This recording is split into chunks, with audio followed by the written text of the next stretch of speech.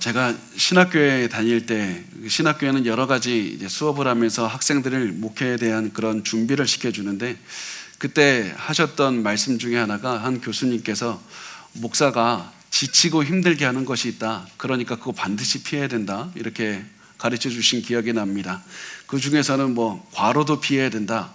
오래 목회하려면 과로 피해야 된다고 하시고 취미도 가져야 되고 목회하는 친구들도 만나서 목회의 어려움도 나눌 수 있어야 된다. 이런 여러 가지 말씀을 해주셨던 기억이 납니다. 저는 그것을 가지고 이제 목회 현장으로 뛰어들었었는데 제가 이 시간을 지나가 보니까 그분의 말씀이 어느 정도는 맞는데 또 어느 정도는 저에게 적용이 안 된다는 것을 깨닫게 됐습니다. 보니까 과로를 해도 사실은 제가 좀 지치거나 그러질 않았고 좀 취미가 없어도 그것이 저에게 그렇게 큰 문제가 없었습니다. 또 친구들을 만날 시간이 없어도 그것이 저에게 어떤 부족함이나 어떤 마음의 허전함을 주지는 않았습니다. 사실 다른 것들은 다 견디겠는데 사실 제가 가장 견디기 어려웠던 것이 무엇이냐면 저 자신의 부족한 모습을 볼 때 참 견디기 어려웠습니다. 참 저의 부족한 모습을 생각할 때마다 너무나도 답답했습니다. 그럴 때마다 기도했습니다. 하나님, 저 그렇게 열심히 사역했습니다. 그리고 시간이 지나면서 계속 사역의 경험도 쌓여만 가는데 왜 저는 아직도 그 예전 모습 그대로입니까? 왜 저는 아직도 예전 모습 그대로 성장하지 못하고 아직도 부족하기만 합니까? 하나님, 왜 저는 아직도 작은 일에 분노합니까? 왜 작은 일에 염려합니까? 왜 이렇게 쉽게 두려워하고 도망갑니까? 나는 왜 이렇게 비겁합니까? 이런 생각이 들 때면 정말 저 자신에게 실망하게 되고 정말 견디기가 어려워집니다. 그래서 울면서 회개하게 될 때가 참 한두 번이 아니었습니다. 그리고 그때 기도할 때마다 하나님께서 주셨던 위로가 있고 하나님의 은혜가 있는데 사실은 그 굉장히 어렵다고 말할 때마다 굉장히 많은 경우에 저에게 한 권의 책을 통해서 위로를 하셨습니다. 그리고 그 책이 뭐냐면 오늘 우리가 나눌 디모데후서입니다. 디모데후서는 정말 하나님께서 이 책을 통해서 저에게 너무나도 많은 위로를 주셨고 삶의 힘이 되게 하셨습니다. 그래서 성경에 굉장히 많은 책들이 있지만 디모데후서는 정말 제가 굉장히 좋아하고 사랑하는 책입니다. 왜냐하면 디모데후서는 저같이 나약하고 부족한 사람들을 위해서 쓰여진 책이기 때문입니다. 디모데후서는 믿음도 부족하고 쉽게 분노하고 쉽게 두려워하고 쉽게 염려하는 저와 여러분과 같은 사람들을 위해서 쓰여진 책입니다. 그렇게 주제가 될 수밖에 없었던 것이 왜 그러냐면 이 디모데후서, 이 편지를 받는 이 디모데가 약한 사람이었기 때문입니다. 분명히 디모데는 뛰어난 믿음을 가진 사람이었습니다. 그렇지만 디모데도 굉장히 부족한 면도 많았던 사람이었습니다. 그래서 바울은 이 부족한 사람 디모데에게 편지를 쓰는 것이 이제 디모데후서인데 그렇다면 디모데가 어떤 사람이었는가? 그것을 이해하면 우리가 디모데후서를 이해하는 데도 굉장히 많은 도움이 됩니다.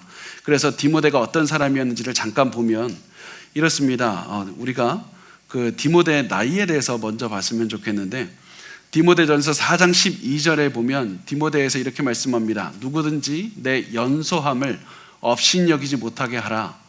연소함이라는 말 때문에 많은 분들이 디모데가 10대나 20대 청년이 아니겠는가 이렇게 생각을 하십니다. 굉장히 어릴 것이다 생각을 합니다. 그렇지만 디모데는 이때 이미 언제였냐면 30대였습니다. 그리고 디모데 후서를 편지를 받을 때는 40대인 사람이었습니다. 그러니까 디모데가 바울이나 교회 장로들보다는 나이가 어려도 그 사람이 청년은 절대로 아니라는 사실이었습니다. 게다가 그냥 초신자도 아니었고 디모데는 그 당시에 이 바울과 함께 20년 정도 사역을 하면서 훈련도 많이 받았고 경험도 많이 쌓였고 사역자로서 나이도 계속해서 들어가는 상황이었습니다. 게다가 디모데는 이 당시에 에베소의 그 교회 담임 목사였습니다. 이 사람은 굉장히 많은 경험과 훈련을 통해서 계속해서 성장하는 것이 맞았습니다. 그런데 디모데는 우리와 같은 사람이었습니다. 그래서 문제가 있는 사람이었습니다. 여전히 소심했고 여전히 연약했고 여전히 부족했던 그런 사람이었습니다. 건강도 약했습니다. 게다가 건강이 약해서 그 사람이 많은 약을 먹어야 됐을 뿐만 아니라 스트레스를 받는 상황이 오면 배도 아파서 위장 장애까지 일으켜서, 그래서 많이 그것 때문에 바울의 그것 때문에 많이 약도 잘 먹어라, 포도주도 먹어라, 그렇게 말할 만큼 그렇게 디모데는 약한 사람이었습니다. 게다가 디모데의 사역을 어렵게 했던 것들이 참 많이 있었는데, 이 디모데가 부임했던 에베소 교회는 계속해서 문제가 있었습니다. 특히 어떤 문제가 있었냐면, 잘못된 교리를 가지고 가르치는 선생들이 교회 안으로 들어와서 이 디모데를 대적했고 성도들을 미혹했습니다. 디모데는 이것만으로도 너무 견디기가 어려웠습니다. 그런데 디모데의 마음을 견디기 어렵게 했던 것이 무엇이었냐면, 자신이 가장 의지하는, 사랑하는 그 바울을 만나기가 힘들다는 것이었습니다. 디모데는 지금까지 바울이 어떤 존재였냐면 마치 큰 산과 같은 존재였습니다.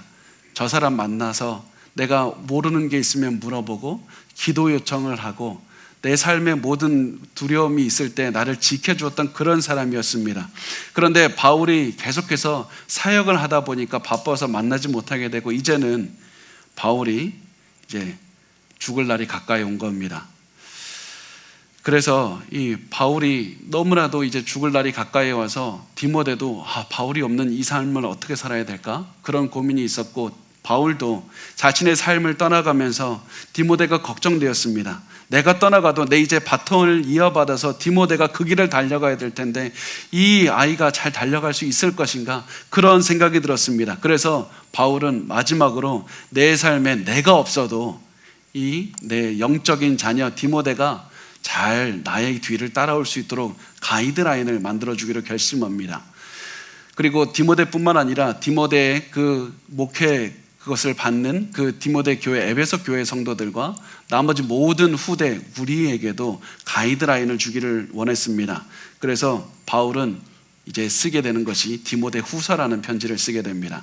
이 편지를 통해서 우리 모든 사람에게, 디모데와 같이 연약하고 부족한 우리 모두에게 어떻게 하면 바울처럼 살아갈 수 있는가, 그것을 알려주기를 원했습니다. 그래서 바울은 디모데후서를 이렇게 시작합니다. 디모데후서 1장 1절과 2절 말씀 우리 같이 읽겠습니다. 시작. 하나님의 뜻으로 말미암아 그리스도 예수 안에 있는 생명의 약속대로 그리스도 예수의 사도된 바울은 사랑하는 아들 디모데에게 편지하노니, 하나님 아버지와 그리스도 예수 우리 주께로부터 은혜와 긍휼과 평강이 내게 있을지어다. 아멘. 바울이 먼저 자신을 이렇게 소개합니다. 하나님의 뜻으로 말미암아 그리스도 예수 안에 있는 생명의 약속대로 그리스도 예수의 사도된 바울. 뭐 이렇게 장황합니까? 아는 사이고 사랑하는 사이고 굉장히 친한 사이인데 그냥 바울이 보냈다 이렇게 쓰면 되는데, 바울은 자신의 공식 직함, 나는 그리스도의 사도된 바울이다, 이렇게 굉장히 길게 씁니다. 왜 이렇게 길게 쓰냐면, 이 편지를 받는 대상이 단순히 디모데일 뿐만 아니라 디모데가 이 편지를 받고 이 편지를 디모데가 사역하는 그 에베소 교회에 읽어주었기 때문이고, 그리고 이 편지를 우리가 다 읽고 이 편지를 통해서 우리가 앞으로 살아갈 방법에 대해서 알게 되기 때문입니다. 그래서 바울이 말하는 것은 내가 디모데와 주고받는 사적 편지가 아니라 이것이 하나님의 말씀이고 우리가 앞으로 살아가는데 굉장히 중요한 그런 지침서이니까 이 말씀을 하나님의 말씀으로 받고 살라고 말씀을 하고 있는 겁니다. 그리고 바울이 특히 오늘 본문을 통해서 디모데와 성도들에게 알려주고 있는 것은 고난을 어떻게 대할 것인가, 너의 삶에 어려움이 왔을 때 그것을 어떻게 대할 것인가, 그것에 관한 문제입니다. 그것이 굉장히 중요했던 것은 단순히 우리가 평소에 고난을 많이 겪기 때문만이 아니라 디모데의 삶도 굉장히 어려웠기 때문만이 아니라 이 편지를 쓰는 바울의 상황도 결코 좋지 않았기 때문입니다. 바울은 너무나도 어려운 상황에 있었습니다. 악취가 나고 쥐들이 지나다니고 굉장히 추운 그런 감옥에 갇혀 있었습니다. 그 전통을 보면 바울이 이 공중에 그 구멍 하나 뚫려 있는, 예전엔 저수지로 물 담는 것으로 사용됐던 그런 감옥 안에 갇혀 있었다고 하는데, 그것은 굉장히 이제는 사형을 기다리는 굉장히 어려운 그런 사형수들이 있는 곳이었습니다. 도대체 너무나도 어려웠습니다. 그런데 이 주변에서 다 떠나가고 이제 누가라는 사람 혼자만 남아서 바울을 돌봐주고 있었을 때 바울은 내가 힘들다, 나 정말 외롭다, 그러면서 자기 연민에 빠져서 말하질 않았습니다. 오히려 바울이 했던 말은 너무나도 충격적이게도 디모데를 축복한 것이었습니다. 조금 있으면 사형당할 사람이 자기보다 더 좋은 환경에 있는 사람을 복을 빌어준 겁니다. 왜냐하면 바울은 이때 자신의 소명에 대해서 잘 알았기 때문이었습니다. 바울의 소명은 자기 자신을 잘 다스리고 자기 자신을 위해서 살아가는 것이 아니라 성도들을 바라보고 성도들을 돌보고 하나님을 바라보는 것이 바로 자기 자신의 소명이었기 때문이었습니다. 나 중심의 삶을 살지 않고 하나님 중심으로 살고 다른 사람들을 위해서 살아가는 것이 바울의 삶의 소명이었기 때문이었습니다. 그래서 바울은 내가 지금 고난을 당하고 있다, 내 옆에 아무도 없어서 너무 외롭다, 이렇게 말하지 않습니다.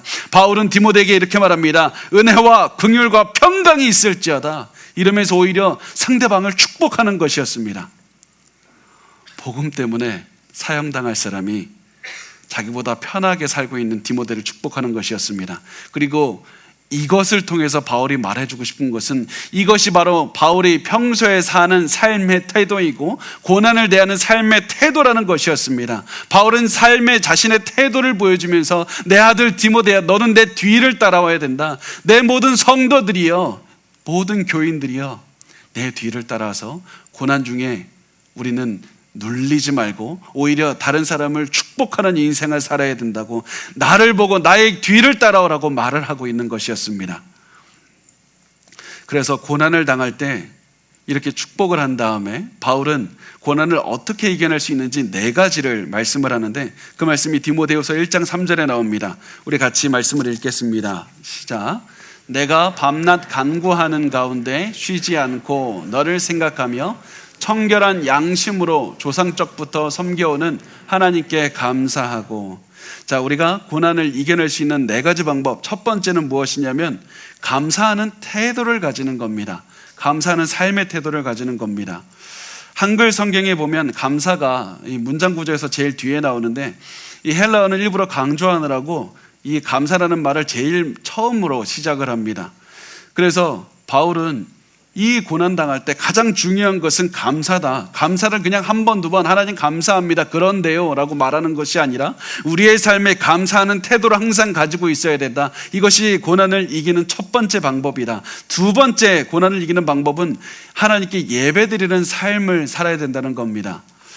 오늘 본문에 보면 조상적부터 섬겨오는 하나님이라는 표현이 등장을 하는데, 이 섬긴다는 말이 이 본문을 보면 오히려 섬긴다는 의미보다 예배드린다는 의미가 훨씬 더 강합니다.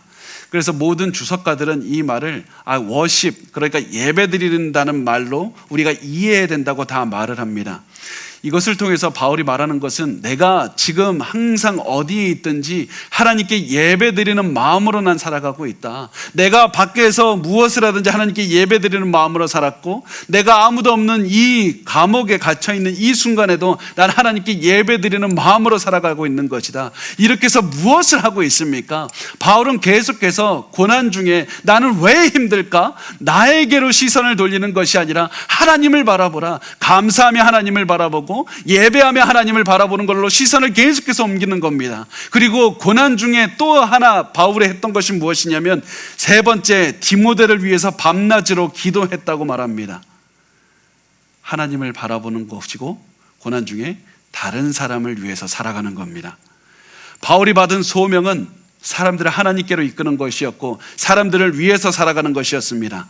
바울이 자기가 사도된 그 이유는 자기 자신을 위해서가 아니라 다른 사람들을 위해서 사도가 된 것이었습니다. 그래서 바울이 고난 중에 내가 고난에 묻히지 않고 눌리지 않고 상처와 모든 고통 가운데서 얽매여서 살아가는 것이 아니라 내가 이 모든 고난을 뛰어넘는 능력은 어디서 나오는가? 하나님을 끝까지 바라보고 나의 소명인 사람들을 위해서 기도하는 것, 거기 있다는 것이었습니다. 그래서 바울은 고난 중에서도 자신의 사명이 있지 않고 다른 이들을 위해서 밤낮으로 기도했고, 그 기도에는 디모데를 위한 기도도 포함되어 있었습니다. 그리고 마지막 바울이 가진 이 고난 중에 고난을 대하는 방법 4번째는 청결한 양심을 가지는 것이었습니다. 청결한 양심을 가지는 겁니다. 청결한 양심은 어떻게 가질 수 있는가? 이렇게 이해하시면 좋겠습니다. 내 마음이 복음으로 가득 차 있는 것이 청결한 양심입니다. 내 마음이 복음 위에 다른 것으로 채워지지 않고 하나님의 말씀, 그 복음, 그리스도의 복음으로 가득 차 있는 것이 청결한 양심을 유지하는 것입니다. 많은 분들이 오해하십니다. 고난을 이겨낼 수 있는 것은 내가 건강하게 되는 것이 고난을 이겨내는 겁니다. 사업이 잘 되는 것이 고난을 이겨내는 겁니다. 내 모든 무너진 것들이 회복되는 것이 고난을 이겨내는 겁니다. 그것도 굉장히 중요하지만 훨씬 더 중요하고 가장 중점적이고 기본적인 것은 내 마음이 고난 중에서도 복음을 잃지 않고 복음만 바라보고 살아가고 있다면 우리의 양심이 더럽혀지는 것을 막는 겁니다. 고난 중에 청결한 양심을 갖는 것이 굉장히 중요합니다. 왜냐하면 마귀가 주는 고난의 가장 중요한 목적은 우리의 마음을 망가뜨리는 것이기 때문입니다. 마귀가 주는 고난의 목적은 여러분의 돈을 빼앗아가는 게 궁극적인 목적이 아닙니다. 마귀는 여러분이 이 땅에서 잘 살건 못 살건 관심 두지 않습니다. 결국에서는 여러분의 마음을 좌절로 이끌고 가고 할 수만 있다면 어떤 사람이라든지 지옥으로 이끌고 가고 싶은 것이 마귀의 목적입니다. 그래서 여러분이 이 땅에서 어떻게 사는지보다 여러분의 마음을 가져가서 좌절로 이끌어가고 여러분의 돈이 사라진다면 그 돈만 보게 만들고 건강을 잃었을 때 건강만 보게 해서 건강 중심으로 살아가게 하는 것. 그래서 모든 고난들의 공통점은 우리의 시선을 복음이 아니라 복음 위에 다른 것들에 두는 것입니다. 그래서 일단 우리의 시선이 복음에서 사라지면 복음에 따라서 우리의 마음을 지키지 못하게 되고 우리의 마음은 그에 따라서 더럽혀지게 되고 다른 것들을 바라보면서 살게 된다는 겁니다. 그래서 우리가 고난을 당할 때 반드시 기억을 해야 되는 겁니다. 우리의 마음은 여전히 내가 마음을 잘 지키고 있는가? 고난 중에 내가 너무나도 힘들었지만 그럼에도 불구하고 나는 내 마음을 선한 청결한 양심으로 지켜냈는가? 내가 여전히 하나님을 바라보고 있고 다른 사람들을 바라보고 있고 복음에 집중함으로써 내 마음을 지키고 있는가? 이것이 바로 복음의 가장 중요한 원칙이 됩니다. 바울은 이것을 지키라고 말을 합니다. 그 다음에 바울은 디모데가 고난 당한 중에 잘못된 곳으로 시선을 돌리지 않는 방법에 대해서 한 가지를 더 말씀을 해주는데 그게 무엇이냐면 4절과 5절 말씀에 나옵니다. 우리 같이 읽도록 하겠습니다. 시작. 내 눈물을 생각하여 너 보기를 원함은 내 기쁨이 가득하게 하려 함이니 이는 내 속에 거짓이 없는 믿음이 있음을 생각함이라. 이 믿음은 먼저 내 외조모 로이스와 내 어머니 유니게 속에 있더니 내 속에 있는 줄을 확신하노라. 자, 바울은 디모데가 어떻게 해서 믿음을 갖게 됐는지 그것을 생각해 보라고 말합니다. 고난 중에 너가 어떻게 해서 믿음을 갖게 됐는지 그것을 잘 생각해 보라. 디모데가 예수님을 믿는 믿음을 가질 수 있었던 이유는 디모데가 혼자 결단해서 내가 열심히 잘 살아서 그것이 아니라 너는 다른 사람들을 통해서 믿음을 갖게 되었다. 바로 믿음의 외할머니 로이스와 믿음의 어머니 유니게를 통해서 믿음을 깨달을 수 있는 그런 마음의 밭을 받게 되었고 그리고 그것을 마음의 밭을 가지고 있었을 때 이 바울을 만나서 예수를 믿고 그리고 변화가 된 것이었습니다. 바울이 왜 이런 얘기를 합니까? 이것이 바로 디모데에게 시선을 사명으로 이끌어 줄 수 있기 때문입니다. 너가 고난에 눌리지 않고 앞으로 전진하는 방법이 무엇인가 그것을 알려주고 싶었기 때문입니다. 너가 지금 믿음을 얻고 구원을 받았지만 그 믿음은 너가 잘해서 얻은 것이 아니라 너의 할머니와 어머니와 바울의 기도와 가르침을 통해서이다. 그들이 그 삶이 너무나도 편해서 그랬던 것이 아니라 고난이 있었고 너무나도 힘들었고 땀과 피를 흘리는 그 상황에서도 그들은 절대로 거기에서 멈추지 않고 자신에게 있는 그 생명인 그 예수 그리스도의 보혈을 너희에게 계속해서 전해주기로 작정했기 때문에 너가 지금 그 믿음을 가지고 있는 것이다. 너가 지금 그 자리에 서 있는 것은 너의 노력이 아니라 다른 사람들을 통해서 성령께서 다른 사람들을 통해서 주신 그 선물이라는 사실을 반드시 기억하라. 왜 이것을 기억합니까? 이것을 내가 복음의 빚진 자니까 그 복음을 이제 나눠 주어야만 되기 때문입니다. 내가 고난을 겪고 있을 때 나 힘들다, 나 어렵습니다 이렇게 하고 그냥 그 자리에 있는 것이 아니라 어떻게 하면 내가 이 고난 중에 받은 그 은혜의 복구가 그리고 복음을 어떻게 하면 나누어 줄 수 있을까, 그것을 매일매일 생각하면서 살아내는 것이 중요하다는 겁니다. 그래서 우리의 모든 생각은 고난 중에 하나님 내가 힘듭니다 이 기도만 하는 것이 아니라 하나님 내가 이 상황에서 어떻게 하면 복음을 증거할 수 있습니까? 내가 어떻게 하면 이때 믿음을 증거할 수 있습니까? 이런 마음으로 살아내는 겁니다. 그러면 우리 자신에 갇혀 있지 않고 훨씬 더 우리 모든 고난을 뛰어넘어서 다른 사람의 인생까지 바꿀 수 있는 그런 능력을 우리가 체험하게 된다는 사실입니다. 그런데 바울도 잘 알고 있었습니다. 디모데가 최선을 다해서 아무리 살아도 분명히 무너질 때가 올 겁니다. 고난이 너무나도 심해서 포기하고 싶을 때도 올 겁니다. 왜냐하면 바울이 고난에 대해서 너무나도 잘 알고 있었기 때문이었습니다. 어려움이 너무 심해서 사역을 그만두고 싶을 때도 있을 것이다, 또 도망가고 싶을 때도 있을 것이고 십자가를 내려놓고 그냥 가버리고 싶은 그런 마음이 들 때도 있을 것이다. 그럴 때 어떻게 해야 되는가? 바로 이렇게 해야 된다라고 하면서 디모데후서 1장 6절과 7절 말씀 이렇게 하는데 우리 같이 읽어보겠습니다. 시작. 그러므로 내가 나의 안수함으로 내 속에 있는 하나님의 은사를 다시 부릴 듯하게 하기 위하여 너로 생각하게 하노니 하나님이 우리에게 주신 것은 두려워하는 마음이 아니요 오직 능력과 사랑과 절제하는 마음이니. 자, 여기서 우리가 이 말씀을 이해하기 위해서 한 가지 좀 번역을 수정해야 되는데, 이 마음이라는 단어가 있습니다. 우리에게 두려워하는 마음이 아니요 오직 능력과 사랑과 절제하는 마음이니, 여기서 두려워하는 마음이 아니라 이 마음을 성령으로 고치시면 좋겠습니다. 왜냐하면 저 혼자 생각이 아니라 우리 시대의 그 신약학의 최고의 석학이라고 할 수 있는 고든 피 교수를 통해서, 그리고 또 굉장히 많은 유수한 학자들이 이 말은 이 어떤 우리의 영이나 마음이 아니라 성령으로 번역해야 된다, 그렇게 말을 하고 있고 저도 그 말이 맞다고 생각을 합니다. 그래서 이 말을 성령으로 바꿔서 다시 번역을 하면 이렇게 됩니다. 하나님이 우리에게 성령을 주셨을 때 우리가 받은 것은 두려움이 아니라 능력과 사랑과 절제하는 마음이다. 하나님이 우리를 선택하시고 성령을 주셔서 예수를 믿게 하셨을 때 우리가 그때 받은 것은 두려움이 아니라 능력과 사랑과 절제하는 마음이다. 이 사실을 반드시 기억하라. 성령께서 우리가 예수를 믿을 때 우리에게 성령을 주셨을 뿐만 아니라 성령을 통해서 은사를 주셨다. 절대로 두려움을 주지 않으셨다. 이렇게 말씀을 합니다. 그렇다면 은사가 뭡니까? 은사는 헬라어로 하면, 그 그리스어로 하면 카리스마라는 말이고요, 선물을 의미합니다. 그래서 영어 성경들은 다 gift of God, gifts of God이라고 번역을 하는데, 하나님께서 우리에게 성령을 선물로 주셨고 성령과 함께 많은 은사들을 선물로 주셨다는 겁니다. 하나님의 사명을 감당하라고 주신 것이 은사이고 선물입니다.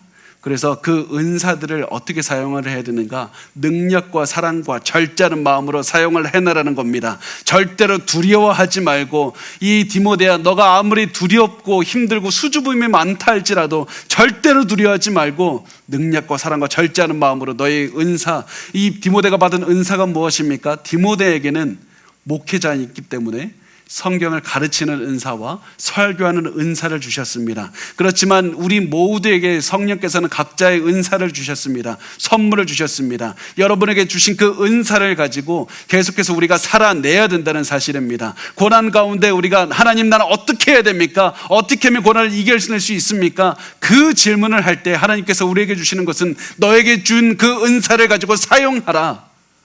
그러면 고난을 당당하게 이겨낼 수 있다는 겁니다. 그 은사를 계속해서 사용해서 은사의 불을 태워야 된다는 겁니다. 하나님께서 주신 그 은사의 불이, 선물의 불이 가득 차야 된다는 겁니다. 그래서 그 인생을 살다 보면 성령께서 주신 그 불, 그 은사의 불이 계속해서 식어지게 될 때도 있을 텐데, 이 식어지는 것을 방지하기 위해서 또 어떻게 해야 되는가? 그것은 바로 성령께서 주신 은사를 계속해서 사용하는 겁니다. 삶이 어렵더라도 포기하지 않고 또다시 은사를 사용하는 겁니다. 또다시 그리스도를 전도하는 것이고, 또다시 예수 그리스도를 높이는 인생을 살아내는 겁니다. 또다시 복음을 전하며 사랑을 실천하며 은혜를 나누는 겁니다.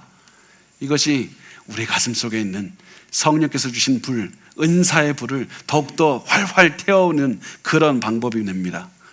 그래서 바울은 성령께서 주신 그 은사의 불을 더 태우는 방법 두 가지에 대해서 말씀을 합니다. 디모데후서 1장 8절 말씀을 우리 같이 읽겠습니다. 시작. 그러므로 너는 내가 우리 주를 증언함과 또는 주를 위하여 갇힌 자 된 나를 부끄러워하지 말고 오직 하나님의 능력을 따라 복음과 함께 고난을 받으라. 자, 은사의 불이 붙은 그 불은 더욱 타오르게 하기 위해서 무엇을 해야 되는가? 복음을 더 증거해야만 된다. 이렇게 말씀을 합니다. 부끄러워하지 말고 복음을 더 증거하라고 말씀을 합니다. 왜 그렇습니까? 사실 디모데가 살던 시대에는 십자가가 부끄러운 시대였습니다. 십자가에서 죽은 예수를 부끄러워하는 것이 상식인 시대였습니다. 그래서 복음을 전하지 않는 것이 당연한 시대였습니다. 그런데 바울이 말하는 것은 너가 아무리 어렵고 아무리 부끄러움이 있어도 절대로 복음을 부끄러워하지 말고 복음을 증거해야 된다. 너의 기분이 좋지 않아도, 너 주변의 사람들이 다 너를 떠난다 할지라도, 삶의 무게에 눌려있다 할지라도 너가 해야 될 한 가지 일은 복음을 증거하라. 복음을 위해 살아라. 그러면 너의 은사의 불, 너의 가슴 속에는 성령의 불이 더욱더 가득 차게, 더욱더 타오를 것이다. 그리고 두 번째, 복음을 위해서 당당하게 고난을 받으라. 복음을 위해 고난받는 것을 당연하게 여기고 고난을 받으라는 겁니다. 우리는 일부러 없는 고난을 만들 필요도 없습니다. 필요 없는 피할 수 있는 고난이 있다면 피하는 것도 좋습니다. 그렇지만 우리가 복음을 전해서 고난을 받을 수밖에 없다면, 손해를 볼 수밖에 없다면 고난을 당하는 것이 맞고 손해를 보는 것이 맞습니다. 사실 우리 모두 다 고난 좋아하는 사람 단 한 명도 없습니다. 고난을 피하고 싶은 것이 사실 우리 모두의 마음입니다. 그렇지만 우리가 말씀에 순종해서 복음을 전하다가 고난을 받을 수밖에 없다면 그것이 우리의 마음이 아무리 힘들어도 기뻐하는 마음을 가지고 고난을 겪어야 된다는 사실입니다. 사실은 성경에서 말하는 그리스도의 삶은 절대 쉽지 않습니다. 넓은 길을 가는 것, 그것은 그리스도인의 길이 아닙니다. 넓은 길을 가고 싶다면 그리스도인의 길을 갈 수가 없습니다. 그렇지만 우리가 그럼에도 불구하고 좁은 길을 걸어갈 수 있는 이유가 무엇입니까? 아무리 좁은 길을 걸어가도, 아무리 복음을 전하면서 고난을 당해도 예수께서 주시는 참대한 기쁨이 있기 때문이고, 예수께서 주시는 참다운 그 복을 체험할 수 있기 때문입니다. 그래서 이 복을 체험하고 기뻐하면서 걸어가는 사람만이 좁은 길을 걸어가면서도 기꺼이 기뻐하며 고난을 당할 수 있다는 사실입니다. 사실은 이 말을 하면서도 사실은 너무나도 안타까운 마음이 있는 것이 사실입니다. 복음을 위해서 고난을 당해야 된다, 이런 말을 하는 곳은 참 요즘에 어렵게 됐습니다. 많은 곳이 고난을 당하라는 말보다는 어떻게 하면 고난을 피할 수 있는지, 어떻게 하면 내가 더 편하게 살 수 있는지, 그것만 말을 하고 그 성도들을 위로만 주는 것이 많은 그 교회들과 많은 그런 책들의 그 산 주소가 됩니다. 현 주소입니다. 그렇지만 여러분, 우리가 고난이 무서워서 도망가는 방법만 생각한다면 우리는 절대로 사명을 감당할 수 없을 뿐만 아니라 평생 고난 때문에 두려워서 도망가는 인생을 살아갈 겁니다. 그래서 여러분, 고난에 당당하게 맞서고 싶고 이 삶에 당당하게 일어나고 싶다면 반드시 기억하시기 바랍니다. 성령이 함께하는 여러분은 그 누구보다도 강합니다. 여러분 스스로는 할 수 없어도 성령이 함께 하시기 때문에 모든 것을 할 수가 있습니다. 그래서 여러분이 지금 있는 그 고난도 성령이 함께 하시기 때문에 당당하게 이겨낼 수 있게 하실 겁니다. 그래서 여러분께서 지금 가져야 되는 마음은, 하나님, 내가 고난을 지금 필요한 고난입니까? 내가 복음을 전하다가 어쩔 수 없이 당해야 되는 고난입니까? 하나님, 그렇다면 내가 두려워하지 않게 하시고 도망가지 않게 하시고 내가 당당한 마음, 용기를 주셔서 이 모든 고난을 뚫고 지나가게 해 주시옵소서. 이런 기도를 하셨으면 좋겠습니다. 예수님께서도 십자가 고난을 피할 수도 있었지만 십자가를 뚫고 지나가서 죽음 그 무덤을 통과해서 부활하셨습니다. 우리도 어려움이 있다 할지라도 그 어려움도 그냥 피해가는 것이 아니라 그 어려움 속을 뚫고 지나가서 그 어둠 속에서 하나님이 주시는 참 빛을 체험하고 일어나는 그 은혜를 체험하실 줄 믿습니다. 그 삶의 태도만 가지면 우리는 그 어떠한 어려움이 있어도 다 넘어갈 수 있습니다. 그리고 한 가지만 더 말씀을 드리고 싶은데요. 우리가 자꾸 어려움이 있을 때 어떠한 선택을 보통 하게 되냐면 세상의 것도 우리가 만족을 누리면서 하나님의 것도 만족을 누리는, 우리가 영적으로 육적으로 둘 다 이게 성공할 수 있는 방법은 무엇일까, 그렇게 많이 고민을 하게 됩니다. 그러다 보니까 문제가 굉장히 어려워지고 답이 나오질 않습니다. 사람들의 인정도 받으면서 하나님의 인정도 받고 돈도 많이 벌면서 영적으로도 많은 하나님의 복도 받고, 이 모든 것들을 생각하다 보니까 사실 답이 나오질 않습니다. 여러분, 우리가 가장 제가 가지고 있는 삶의 원칙이고 성경이 말하는 그 원칙은 무엇이냐면, 고난도 피하면서 돈도 얻고 하나님께 인정받고 사람에게 인정받는 그런 방법은 존재하지 않습니다. 그냥 우리가 해야 되는 것은 하나님만 생각하고 그리스도 복음만을 위해서 하는 그 선택만을 하는 겁니다. 그렇게 살아가면 하나님께서 때로는 고난도 피할 길을 주시기도 하고 때로는 고난도 겪게 하시는 겁니다. 그 모든 결과는 하나님께 맡기는 겁니다. 우리가 할 수 있는 것은 단 아무것도 없습니다. 아무리 사람에게 인정받는 길을 택한다고 할지라도 사람들이 그것을 통해서 나를 인정해 주느냐, 그것은 결정된 것이 없습니다. 하나님께 속한 겁니다. 그래서 우리가 해야 되는 것은 모든 일의 결과는 하나님께 맡기고 항상 예수 그리스도만 전하는 선택을 하는 것, 그리스도의 복음만을 위해서 살아가는 선택을 하는 겁니다. 절대로 두 마리 토끼를 잡으려고 하지 말고 하나님께서 주신 그 영적인 복만 추구하고 하나님께서 주신 그 말씀만을 위해서 살아갈 때 하나님께서는 나머지 것들도 덤으로 선물로 우리에게 주신다는 그 믿음을 가지고 우리가 살아가시기 바랍니다. 이렇게 하면 우리가 영적인 복을 받을 수 있을 뿐만 아니라 은사의 불도 더욱더 활활 타오를 것이기 때문입니다. 그래서 항상 우리는 결과를 하나님께 맡기고 가장 좋은 길, 가장 복음을 위한 길만 선택하셔야만 됩니다. 바울은 이런 선택을 하면서 살아갔습니다. 바울은 복음만을 위해서 살다가 지금 감옥에 gat혔고 사형을 당할 위기에 처했습니다. 그래서 바울은 너무나도 당당하게 이때에도 말을 하는 겁니다.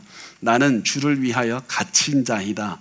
나는 주를 위해서 갇혔다고 말을 하는데, 사실 이 말씀을 원어 그대로 살려서 번역하면 이렇습니다. 나는 주님의 죄수이다. His prisoner, 나는 죄수, 주님의 죄수라고 이렇게 표현하고 있습니다. 왜 이렇게 표현을 하냐면, 내가 로마의 왕 네로의 감옥에 있는 것 같지만 나 절대 그렇지 않다. 내가 여기에 잡힌 이유는 세상을 움직이시는 하나님이 허락하셨기 때문이다. 그래서 나는 그 로마의 죄수가 아니라 주님의 죄수이다. 그래서 내가 잡혔다는 것은 예수 그리스도의 실패가 아니라 그리스도의 능력을 보여주는 것이다. 디모데야, 너는 고난을 당하는 나를 그래서 부끄러워하지 말고, 나를 보면서 두려워할 것이 아니라 그리스도의 메시지도 두려워하지 말고 부끄러워하지 말라. 너도 나를 보고 내 삶에서, 내 삶을 통해서 역사하시는 하나님을 바라보고, 너는 고난을 받아야 된다면 두려워하지 말고 고난을 받겠다는 마음으로 그렇게 살아가야 된다고, 당당하게 살라고 말씀을 합니다. 바울은 이렇게 말하면서 우리의 인생에 고난과 우리의 인생은 뗄래야 뗄 수 없는 것이라고 또다시 강조를 하는데, 그 말씀이 9절, 우리 같이 9절 말씀을 읽겠습니다. 시작. 하나님이 우리를 구원하사 거룩하신 소명으로 부르심은 우리의 행위대로 하심이 아니요 오직 자기의 뜻과 영원 전부터 그리스도 예수 안에서 우리에게 주신 은혜대로 하심이라. 자, 이 말씀의 의미는 이렇습니다. 좀 풀어서 설명을 하면, 하나님께서 구원 얻을 자격 없는 우리에게 은혜로 구원을 해주셨습니다. 그런데 우리가 은혜를 받았다는 것은 이제부터 세상과는 구별되어서 살아간다는 말입니다. 세상과는 다른 인생을 살아가게 됩니다.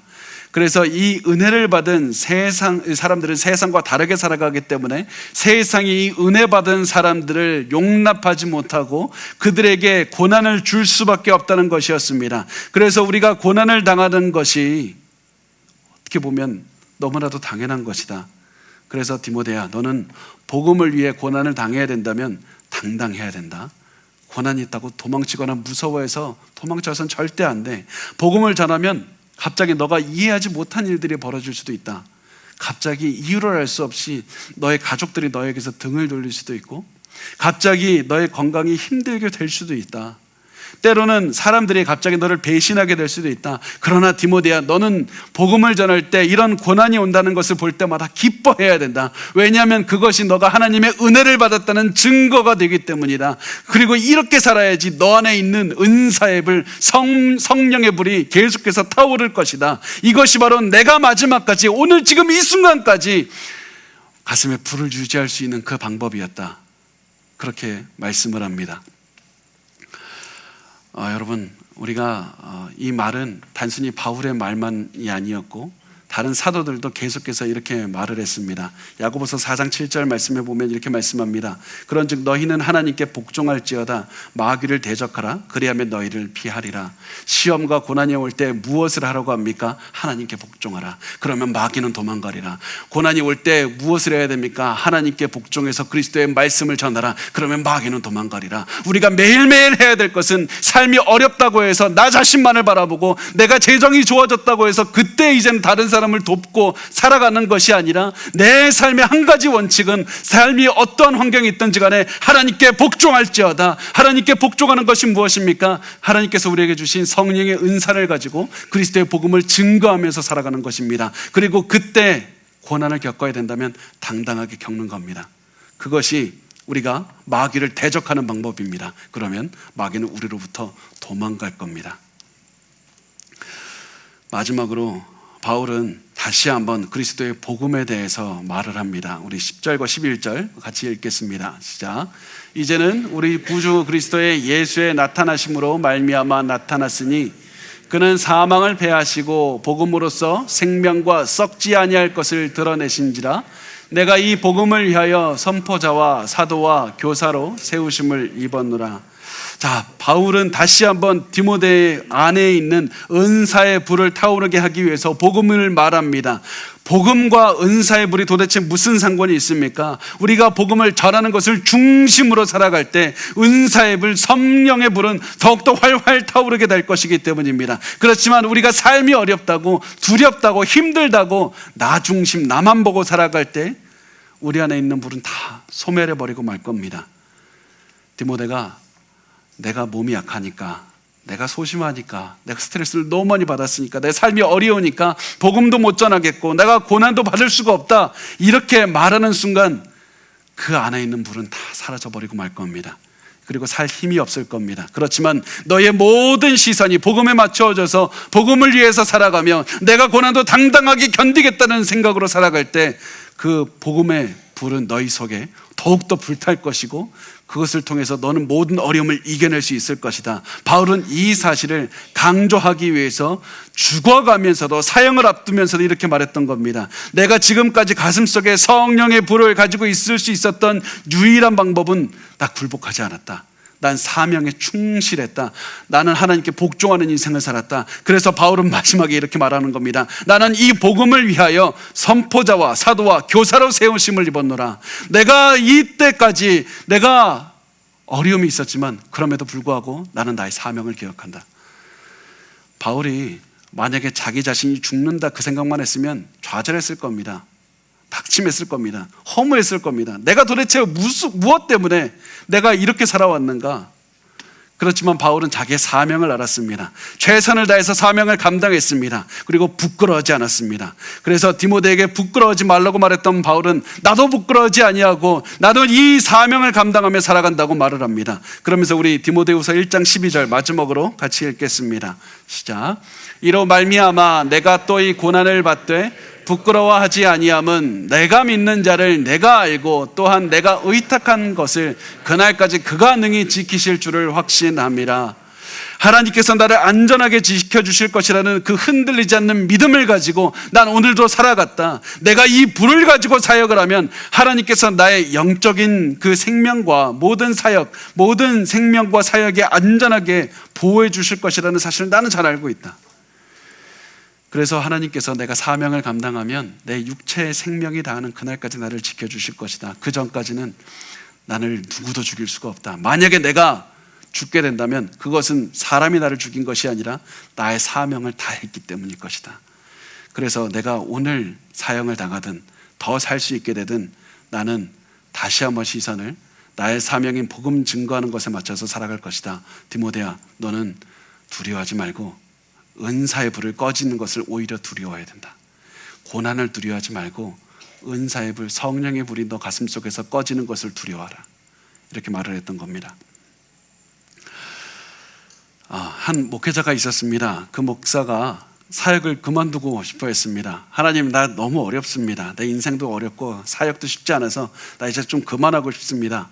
그런 생각을 하다가 내가 좀 답답해서 내 앞에 숲속에 있는데 거기 가서 하나님과 마지막 대화를 나누고 내가 결정을 해야 되겠다. 그런 마음을 가지고 숲으로 가서 기도했습니다. 아무도 없었기 때문에 큰 소리로 기도합니다. 하나님, 저를 실망시키셨습니다. 제가 왜 이런 고난을 겪는지 나 잘 모르겠습니다. 또 얼마나 더 겪어야 되는지도 모르겠습니다. 나 이제 포기할 준비가 됐습니다. 나를 포기시킬 것이 아니라면 저에게 말씀이라도 하시던가 제 상황이라도 바꿔주십시오. 그때 마음속에서 한 음성이 들리기 시작합니다. 주변에 무엇이 보이는가? 이 사람이 주변을 한번 둘러봤더니 대나무가 있었습니다. 대나무가 보입니다. 대나무에 씨앗을 심으면 첫 해에는 아무것도 보이지 않고, 두 번째에도 아무것도 보이지 않고, 세 번째에도 아무것도 보이지 않고, 네 번째에도 아무것도 보이지 않고, 다섯 번째 해가 되어야지 흙을 뚫고 자라나기 시작한다. 그것을 깨닫게 하시더니 또 다시 말씀합니다. 너희 주변에 대나무의 길이가 얼마나 되는가? 보니까 3m가 되는 것 같았습니다. 3m는 정도 되어 보입니다. 그 대나무를 3m로 성장시키게 하기 위해서 지난 4년 동안 내가 흙 속에서 계속해서 아래로 성장을 시킨 것이었다. 그 뿌리가 더욱더 깊게 성장한 이유는 내가 그 대나무를 높이 성장하게 만들기 위해서였다. 이런 것을 깨닫게 하셨다고 합니다. 만약에 여러분이 지금 삶에 고난이 있다면 이것을 기억하시기 바랍니다. 하나님께서 여러분의 마음의 뿌리를 깊게 하고 계신 겁니다. 여러분을 더욱더 높고 넓게 더 크게 성장하기 위해서 지금 계속해서 더 아래로 성장을 시키고 있는 겁니다. 그래서 우리가 고난이 있다면 내가 지금 가져야 될 것이 무엇인가? 언젠가 하나님께서 나를 더욱더 많은 사람들에게 복음을 증거하게 할 것이고 나를 더 많은 사람들을 품게 하실 것이다. 그 날을 위해서 오늘 나는 무엇을 해야 되는가? 나는 어제와 변함없이 오늘도 또 한 복음을 전해야 된다. 나는 또 다시 나에게 받은 사명을 감당해야 된다. 그리고 고난이 있다면 당당하게 맞서리라. 이 마음으로 오늘도 변함없이 살아가는 것입니다. 그래서 여러분 지금 깊은 고난의 시간을 보내고 있다면 지금 해야 되는 것은 바울과 같이 복음을 또다시 전하는 것, 그것이 바로 우리에게 있는 그 은사의 불을, 성령의 불을 지피게 될 겁니다. 그리고 그 성령의 불을 가지고 더욱더 많은 사람들에게 복음을 전하시고 모든 어려움도 당당하게 뚫고 지나가시는 그런 삶을 사셨으면 좋겠습니다.